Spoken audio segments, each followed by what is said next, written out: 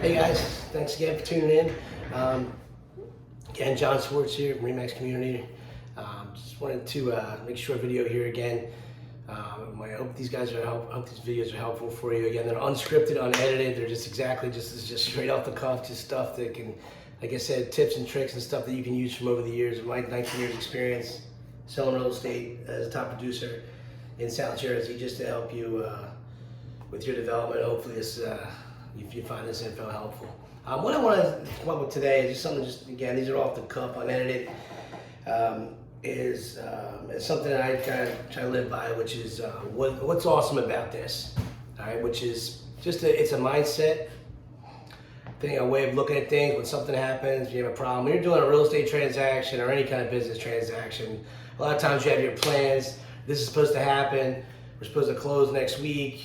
Inspections are done, appraisal's done, everything's good, then bam, something happens. Buyer loses their job, pandemic, shutdown, whatever, something comes up, and when that does happen, there's two ways of looking at things. Wow, this sucks, this is bullshit, this is, wow, this is horrible, what did they do, who did something wrong, what did the lender do, how can this be prevented? You start to go backwards and say, blame somebody, come up with a problem, focus on the problem instead of focusing on the solution. And it's a mindset thing. It's a habit that's probably been developed since you were a kid, from parents or whatever, your surroundings, your upbringing. It's usually people. The first thing they say, well, "What happened? How do I, how do we get here? And whose fault is it? Who can we blame? And how can we get compensated for it in some way?" I just had one, a week ago. The buyer, something happened. The buyer ended up, her and her boyfriend broke up 2 days before closing, and she's not buying the house. $500,000 sale. It sucked. It's horrible. Approved, everything's done, ready to go to the table, and this happened. So I explained to my seller, there's nothing to do here. I mean, there's no, there is no recourse, there's obviously recourse. We can fight about the deposit, go back and forth, and maybe they'll give up the deposit, maybe they won't. I mean, if they have a smart realtor on their end, they would be like, all right, well, we didn't get approved, or, you need the boyfriend's income to get approved, or blah, blah, blah, whatever, and come up with some kind of reason in that contract that has 57 or so outs in it to get out of it.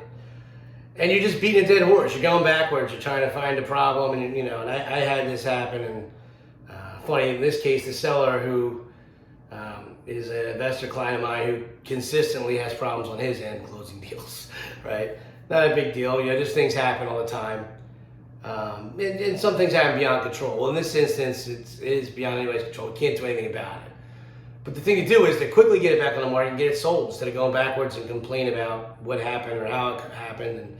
And you know what? No matter what happens, we couldn't force the couple to stay together and have the confidence to buy this property. So without going into circles about that. The mindset of, hey, what's great about this? What's awesome about this? Versus, oh my God, what happened, and going backwards. It allows you to look for the solution. Look for getting, something positive, get it going, instead of going backwards.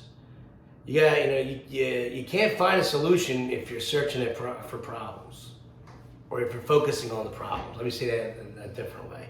If you're focusing on the problem and what happened and what the issue is, when again, in this case, you know what it was. It's not complex. It just fell apart.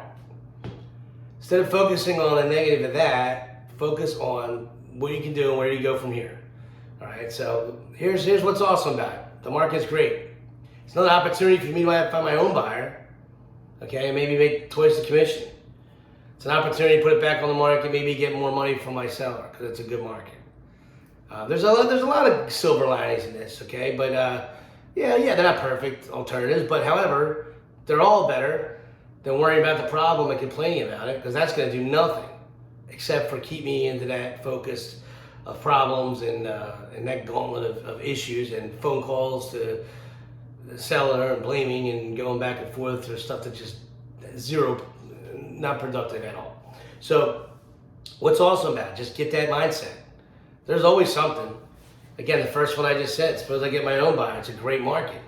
Throw it back on my social media. I have like 5,000 followers on Facebook and other stuff, and That's in a market where the inventory is short. It's an opportunity to me to get out there and communicate with my sphere, and maybe somebody else, maybe another buyer comes up. Like I said, maybe I get both sides and a double book of commission, $500,000 price range. That'd be great. But if you think about that and you think about your last problem and just say to yourself that now instead of what if you did do it in another way, if you handled it another way, and were upset about it, aggravated about it, you can get upset. I'm not saying just don't go through your feelings. If you're upset, be upset, but put a time limit on it. Give yourself a half hour to be mad, vent, punch a pillow, whatever you got to do. But then say to yourself, all right, what's great about this? What's awesome about this? Why is this awesome? And you can feel it right away. It just gives you a different way. Okay, all right, I'm giving myself an opportunity to find a solution. That's all you're doing. You're giving yourself an opportunity to look for a solution just by changing your mindset and your focus. So then once you do that, find something, write them down. They might not all be awesome, but they give you keep going through, you will find one positive thing about it, and whatever it will do, we'll keep you on that focus of moving forward and getting the issue solved and fixed a lot better than being negative and worried about the problem itself. Find the solution and move forward. You can't do it if your head's not right. All right, thanks again, guys. Thanks for tuning in. Hopefully it's helpful, and like and comment if you're interested in more info and if you enjoy the content. Thank you.